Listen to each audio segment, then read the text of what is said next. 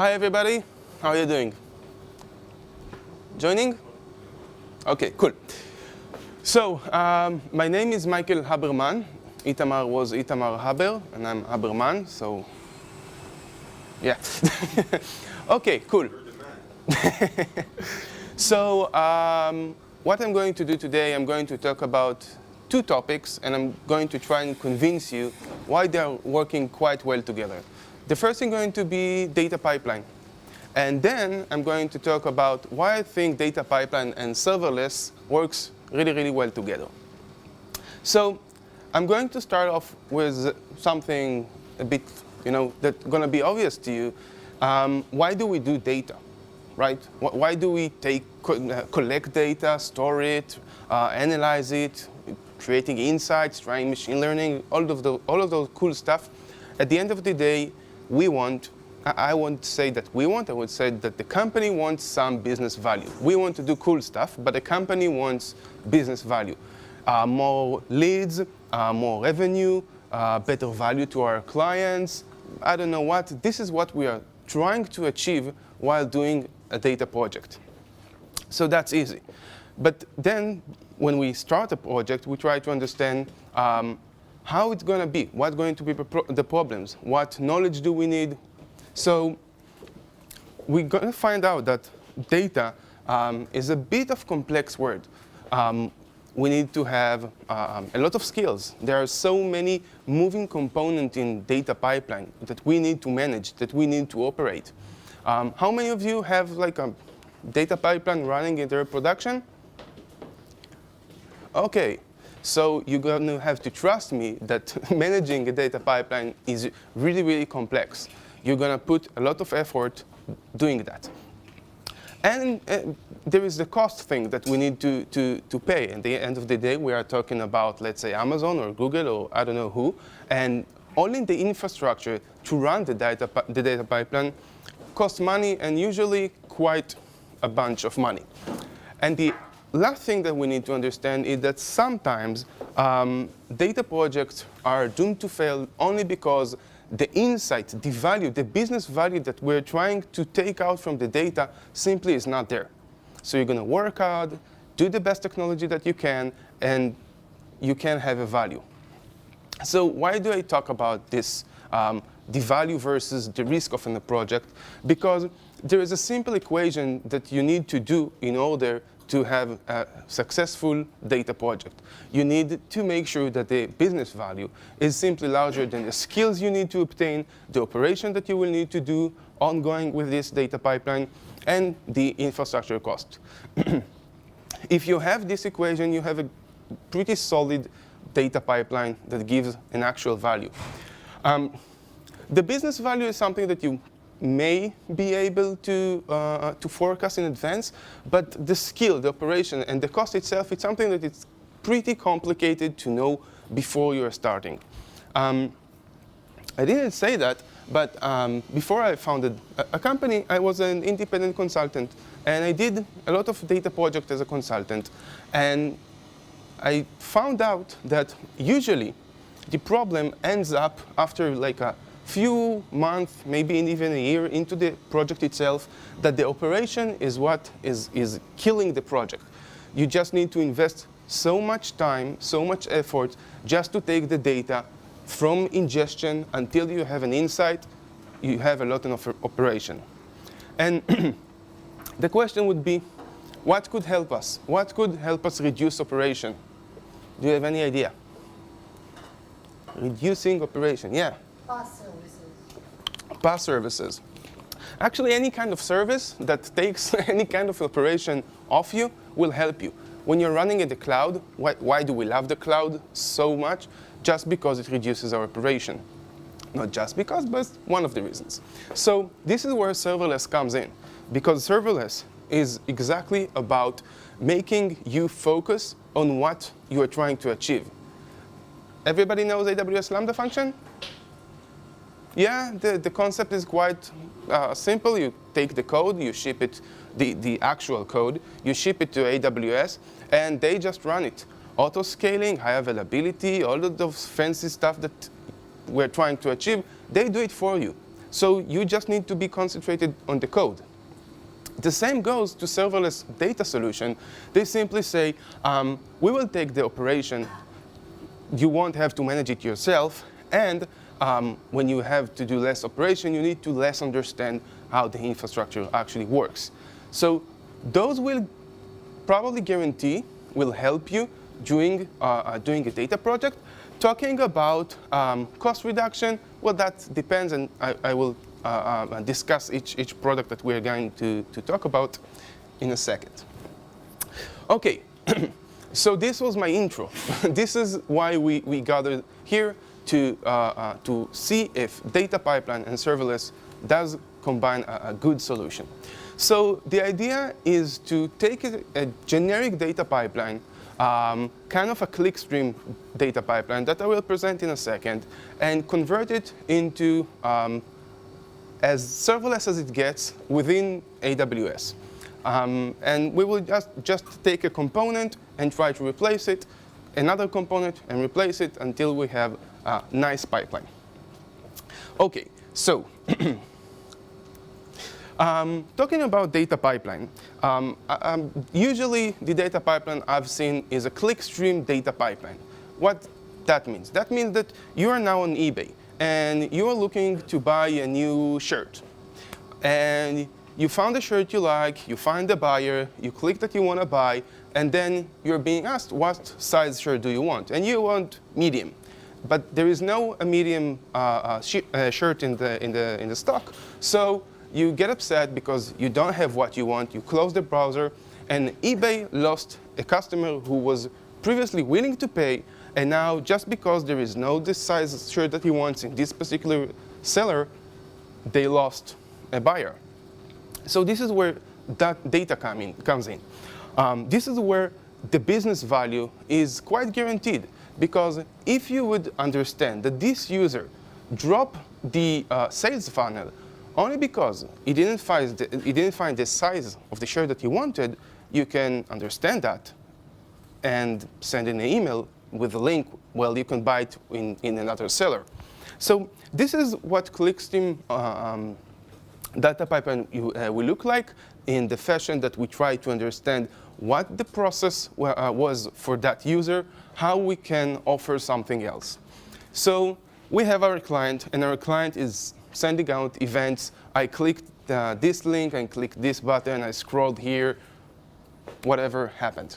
So those events are being sent to my data pipeline. And the first thing that I want to do is to save the data. Right? You have a lot of traffic coming in. You have a lot of ingestion to do. You want some persistent database that is going to store your events. Kind of a queue, right? I want something in, save, and then whatever I'll do, I'll do. The next phase will probably be some basic transformation to the data itself. I have an event that I want to know. This event, is it from an Android device, an Apple device, a Windows device, from which country this event was sent? So I need to take the IP, look it up, which country it is, and save it. All kind of transformation that I need to do, or enrichment that I'm going to do in order to understand what I need to understand on this particular event. And then I'm going to put it in some storage, right? I got the event, did my transformation. Now I want to put it in a place where I can query it, I can use it, I can reprocess it, or whatever needs to be done with that. OK, so this is the first stage that we have in the data pipeline, just storing the data that is going to be ready for additional analytics or whatever we want to do with that. So when the data is ready, we're going to extract it, we're going to transform it, and we're going to load it somewhere, ETL, right? So just an example, I want to know which country buys the most. So I'm going to select all of the buy event, all of the purchase event, and then I want to do transformation. So I said that I want the data organized by country, so I'm going to group by all of the events by my country, and then I'm going to load the result into some other database. So this is our data pipeline. This is what we're trying to achieve in this talk, to take it and run it as a serverless solution, one that will make us focus on the data and not on the infrastructure. OK? Questions so far? Cool. The first thing that we're going to talk about is AWS Kinesis. AWS Kinesis is a big data ingestion solution. That means that I'm going to get a lot of events and save them. So it's not like a pub/sub where I get an event, send it, and forget about it. This is kind of a queue, kind of a database where I can get the events, store them, and then consume them later. It's not one-to-one. There is no one publisher and one consumer. It's many-to-many. You can have as many publishers as you want, and publisher or producers as you want, and you can have as many consumers as you want. So usually this is the first service that our traffic is going to see, Kinesis stream. It's not 100% serverless. So if I will ask you to state what is 100% serverless, what would you think? How can we define it? Don't need to manage anything. I don't need to manage anything, right? The key word that you said, and I agree, is anything.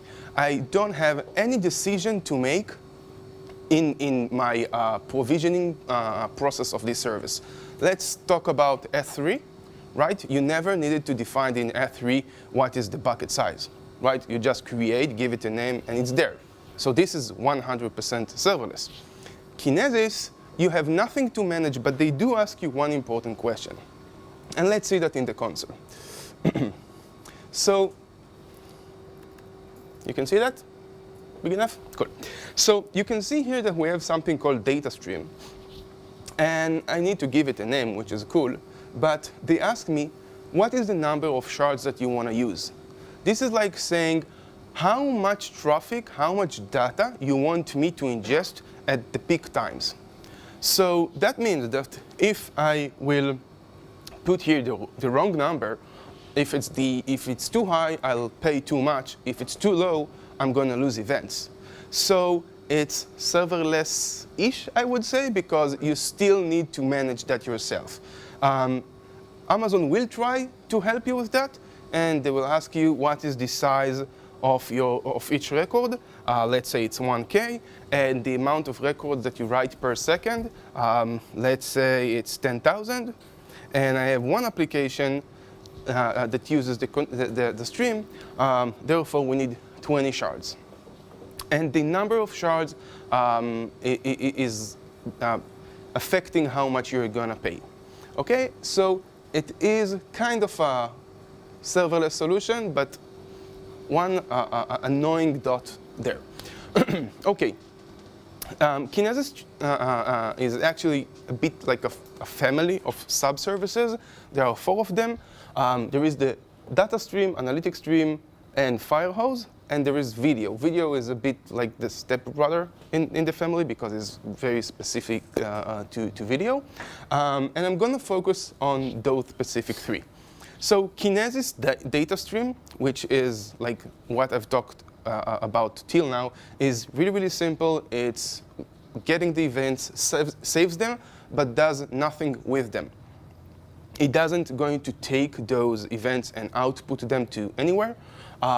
So that means that you need to write an application code that is going to connect to the data stream and consume the code from the events from there. If you want to do something a bit more managed, you can talk about Firehose or analytics. Firehose allows you to run code that transform the records, the events that were sent in, and then you can output them to some destinations. So it allows you to do a code transformation, where analytics is a bit like Spark streaming, which allows to receive the event, run an SQL on a window of time within the stream, and then output it. Okay, so you have all those kind of how you want to consume the events from Kinesis. Cool. So now we have Kinesis, and we said that we want to do like a basic transformation, right? So basic transformation sounds like Firehose, because it will get the events from Kinesis and then transform them, and then we're going to output it to some storage. So Firehose is a really, really cool service. It's 100% serverless. You don't need to define anything but its name, where it's getting its data from, and a few other stuff. So talking about Firehose, you can get the event within Firehose in two ways. The first would be from Kinesis. That means that you're telling to Firehose, please take the data from Kinesis, and that is it. Now it's AWS job to stream the events from Kinesis to Firehose. You don't have to do anything. Or you can decide that you write directly to Firehose, which means that there is a code that you wrote in order to do events together. So this is our events, and we can either send it to Kinesis and then to Firehose, or we can just run it directly. Cool. So why would I want to use Kinesis, right? Because if I can do that directly, what's Kinesis giving me? Persistent, okay. But persistent and data retention. What else?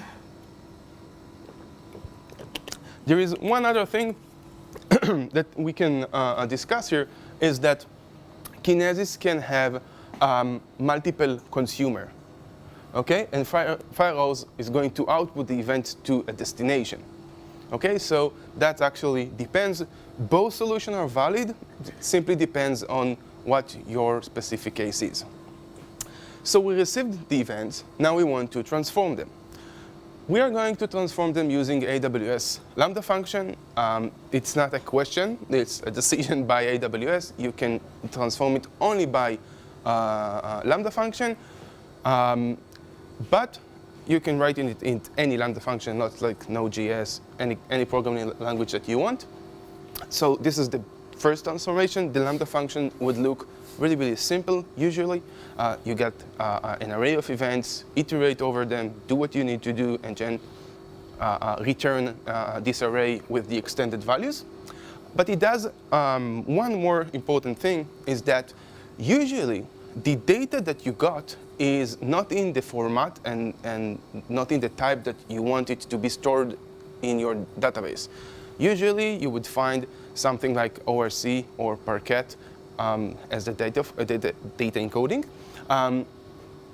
But when you just path, but you got the event usually in JSON, right? Because we're talking about a web application, which usually sends stuff in JSON, and I want to do this transformation as well, just JSON to Parquet. So it's really, really easy to do that way, because you just define, this is the transformation that I want to do. This is how I want to get it done, and Firehose does it for you. Okay, so there are like two layers of transformation here. So we have the AWS Lambda function, which gets stuff from Firehose. Again, it's a managed thing. You don't have to do anything. AWS will invoke your function with the events that are required. And then we need to send it somewhere. We can send it into actually 4 places. Simply one is like not in our use case. First one, we can just send it to an S3, which will just put the file in S3, and then we need to figure out what we're going to do with them there. We can use Elasticsearch. If you don't know, it's a database, document database, which is really, really cool. And Redshift, which is a column database, which is managed by AWS. So you can choose any one of those, and you can send it to a Splunk, which is used for log analytics and things like that. So once we send it away, it's in our data. And as I said before, 100% serverless, both the Firehose and the Lambda. You pay per event in the Firehose, and Lambda per runtime.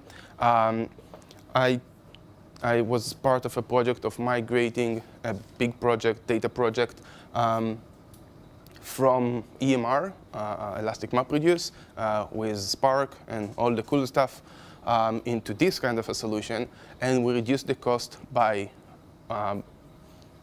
like fifth, not in 20% to 20%. It was about 20,000 US dollars, and we reduced it to about 4. And the Firehose and Lambda only consume $2,000 and $2,000 per month, which is an amazing cost. Cost deduction, yeah. Cool. So we have Kinesis, we received the event, we transform them. Now we need to decide to which storage we're going to output our transformation.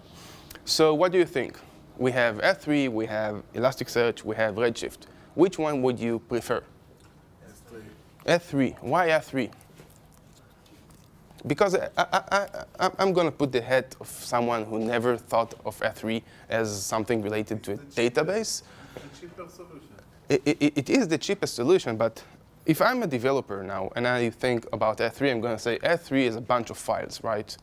At the end of the day, it's not file, it's objects, fine. But it's like it's files. So how I'm going to run data analytics on files? So this is one thing that is missing, and I'm going to hold off with that thought. And I would say that before I choose one of those solutions, I need to ask myself 3 questions before I choose this specific product. Can I query it? And which kind of query language do I use? Right? Because SQL is the most known and has the most tools around it. So can I query it in which language? How much does it cost? And how is it to maintain? So I came up with this little short table to do this comparison. And S3 is an object store. Elasticsearch is a document database, and Redshift is a column database. If we're talking about the type, talking about cost, S3 is cheap, Elasticsearch is like medium, and Redshift is very, very expensive. How we're going to query S3, I'm not sure yet. Maybe I have it in the next slide. Maybe not. We'll see. And Elasticsearch means that you need to know how to run Elasticsearch queries, which it's what? With the Lucent engine. Yeah, but this is like something that everybody knows SQL, right? But not everybody knows Elasticsearch. Yeah. So Redshift has like a slight advantage here, and S3 is as serverless as it gets, and both Elasticsearch and Redis, you need to predefine the cluster size and how much data you're going to store there, and it's going to affect your pricing again. So it's not like really serverless. So if we could run queries on S3, SQL queries on S3, that means that we have a winner, right? So let's go and decide that we're going to put it in S3 and find a way to query it. So querying files not in S3 in general is not a new thing and not related specifically to AWS. We could have done that before any kind of solutions. We have Apache Hive, which what it actually does. How many of you knows Apache Hive? Cool, nice. So the idea is that we have at some place files, and we want to treat them as tables, right? So I have a table, I have columns, and I need some mapping to do. I need to say, okay, this specific column in the table is found in this place in the document, so I have this mapping to do. So this is Hive from Apache, and we have Presto, which allows to use Hive and run queries on distributed cluster against this Hive, which actually gives you, at the end of the day, the ability to take files and run SQL query on top of them. So this is Hive and Presto, which has nothing to do with specifically AWS, but AWS knows how to run it on managed servers. So they do the installation for you, they do all the configuration and do a lot of stuff, but we want it to be serverless, and this is where Athena comes into place. Athena is, let's say it's 100% Presto, managed Presto, that you pay on what you query. the actual data you scanned.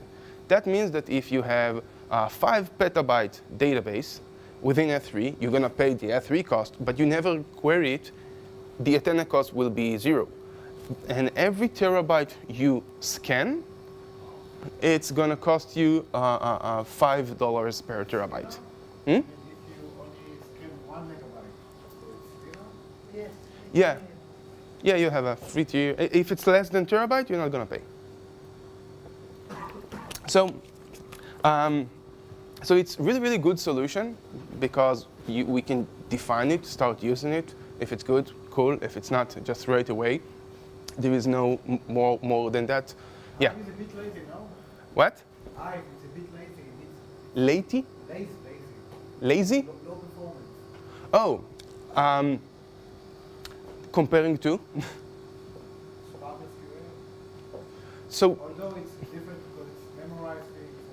so To memory. yeah. So you're right. At the end of the day, Reduce, you need to do you're right. There are faster solutions, but I think you won't find a managed one, let alone a serverless one, because you do need those two components: the query engine itself, Presto, and the metastore.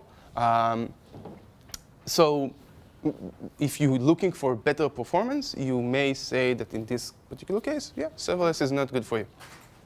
Okay. So, query in Athena, you will query with SQL syntax? yeah. It's a SQL that you can use. So I would go to Athena, and It's very cool. it is. But And in this case, you don't need to save things on your data warehouse. You can just put everything in the S3 and yeah, so you can see here an Athena, and this is a database that I use in production. And what you're going to see here, you're going to see SQL running on files in S3 which are not formatted and anything remotely like an SQL. And you can run it, and it's going to run for a bit of a long time because those files are very, very small, and there are a lot of them. And that would result in a data scan of 5 GB within 8 seconds. Yeah? Can you show the bucket so it will be clear what's the source data? Yeah, sure. So we said that we don't have kind of things in Google. uh, Google storage, they don't have the BigQuery. No, but you want you want to query something from your Google storage and not put all the data into BigQuery because it costs tons of money if you query peta of data on BigQuery. So this is the trade-off all the time. You want to put all the data in your storage, but then when you want to query it, so it's a little bit complicated. This solution, it's very easy for us to also store everything in the storage in one day when I need something. It's not so, it's rare, but if I need something, I have Athena. It's very cool stuff. Yeah. So what you asked is where does the data actually found? So we have an S3 and we have Athena querying S3. So first of all, what we can run here, we can run the to generate a create statement. And if you're familiar with Hive, it's going to look very, very familiar. Blah, blah, blah, blah, blah, blah, blah, blah, blah. And you can see that the location is S3. So this is where we are going to get. And if we would go to S3 itself, and we will find the bucket, here you can see that the data is formatted with an year, month, a day, time, an hour of a day, and here you can see the files themselves. You can see here, since it's not really production, it's kind of a feature that we are looking into.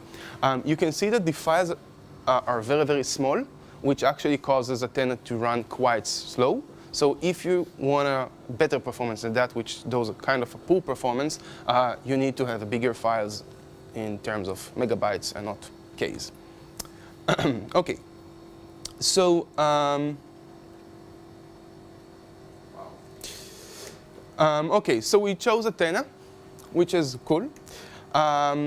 So how does Athena know the schema, right? It's SQL. We need to have a definition of the columns. That would be the AWS Glue that we're going to see in a second. Glue does a couple of things. The first thing, it simply holds the metastore, the mapping between the file and the table. You can run a crawler. This is something that Amazon offers you, very cheap. I don't remember the pricing, but it's almost free. That you are going to run on your data, and it will understand, it will create the table for you. So it will scan the files, understand the schema, and generate a table for you. So if you would look in my case, when I'm looking into Glue, and I have here this table, and you can see that this table has a lot of fields. I didn't write a single one of them. And there is no 100, there is a paging here. So we have 2006 columns in this table, and I simply run this crawler just once a day, crawls the data, and creates the table. So again, I started off this talk talking about operation and reducing the operation. And those who smile, that means that you are doing data pipeline. Those who don't, you simply don't understand how much this cool feature is, because you just run it and it works. So the downside of Athena, I can think of a few of them, but I want to specify one important one. When I'm doing a query, right, we're talking about ETL. We're talking about being able to extract data, transform it, and then load it somewhere. So Athena offers us something called create table as select. You run a select, and the result set is going to be the new table. That means that your table is mutable. You cannot update it. You cannot delete it. You cannot do any changes to that, which creates quite of a limited ETL. So it's perfect for like research, that you want to research your data. You can just run. You just want to see the data itself. But for a data pipeline that runs all of the time, working with create table and select is a bit of annoying. So this is one downside there. So how it would look if we are using Athena to do our ETL, that means that we're going to run select, use the CTAS, which is a create table as a select, and then it's going to go back to F3. It's a read-only database. Only? It's a read-only database. What do you mean if I read only databases? So you can create a table, you cannot delete, you cannot update. Because it's F3, underlined you have F3, you cannot change it, you cannot modify it. You can, in the underlying storage. You can change the storage. Yeah. Change the storage. There's no insert, but you can replace the files. You simply, yeah. It's not ACID, if that's what you're looking for. Okay. So once you replace the file, it's completely decoupled from the You computer. have big files, let's say, you have showed examples with very small files, a few kilobytes, Mm-hmm. and you have a query that says I can update or insert. Insert is creating new files. You can insert new. You're talking about Athena? Yeah. There is no insert. There is no insert in Athena. That's the thing. No insert. You have a select, Yes. and the output of the select can be a new table. The output of select will be a new file. Would be a new file. Yeah, but you cannot update. And you cannot update it later. Yeah, exactly. You can only replace it maybe or something like that. Yeah, and there is one detail that is really painful, because you cannot, like, if you have a table that already exists, and you do create table as select with the same name, it will fail. So you need to first rename it, and and if it fails, you need it's not a good solution to go there. It's not for ETL, it's only for you to research for some reason. It's It's analytics. It's analytics, yeah, it's a research tool. No, but most of the time you will research on your data warehouse. But you need these options for some cases that you try to achieve something that's not coming to your data warehouse. It's not for the day-to-day work. You just need to know that when you need it, you have it. Yeah, that's the cheap. Okay. Yeah. So if you do want to do like a more traditional ETL, what we can do is not to use SQL. We can use code, and that would be AWS Glue. So AWS Glue allows you to have a managed ETL, and again, managed, not serverless. You do need to decide on which hardware it's going to work. But the source could be the metastore, which means S3. And then you're going to give an Amazon app or a Python code or a Scala jar, I think. I'm not so Scala-ish person. And you can just run the transformation, right? You have the source, you can load it, you can run transformation in code, okay? And then you can load it into either S3 or Redshift. One thing that I don't know, because Scala is quite new, and I need to check that, or because if we can do Spark SQL here, it's going to be interesting, right? Because I can in Spark and write code, and I can run Spark SQL. So maybe running here Spark SQL would give me both the ability to run code and to run SQL. I would say about Glue that at the end of the day, I think I jumped a slide. Never mind. Glue is a bit mature. Is a bit. I meant not mature enough. You have all kind of problems, and it's hard to understand how it works. The documentation is not really there. So I don't know if I would go at this point and actually develop my ETL on Glue. But usually with AWS stuff that are good, at the end of the day, they are going to be mature, so I would keep an eye on this service. And one thing that I want to say, just to wrap it up, all of this time we had here like a bubble saying that when the data is ready. So to run an ETL when the data is ready is a very difficult question. AWS doesn't have a solution to really understand that the data is there. Like, I want to see that I have enough data in my S3 in order to run that. That's going to be a bit complicated. You have to work. But if you're talking about something that simply runs every hour, every day, every week, you can use CloudWatch, a very easy solution. And usually, we want to visualize the data. And if we want to do that, we can use AWS QuickSight that helps you to visualize data found in any kind of data sources. So those just two things. Can you talk a little bit about different triggers you can use for Lambda function given files on S3, like put event and You're talking about events from S3 that trigger? Lambda, yeah. Okay, so S3 in general allow you to set a trigger to do something. If you deleted a file, if you put a file, if you failed to do like a multipart, all kinds of events. And those events would go to CloudWatch.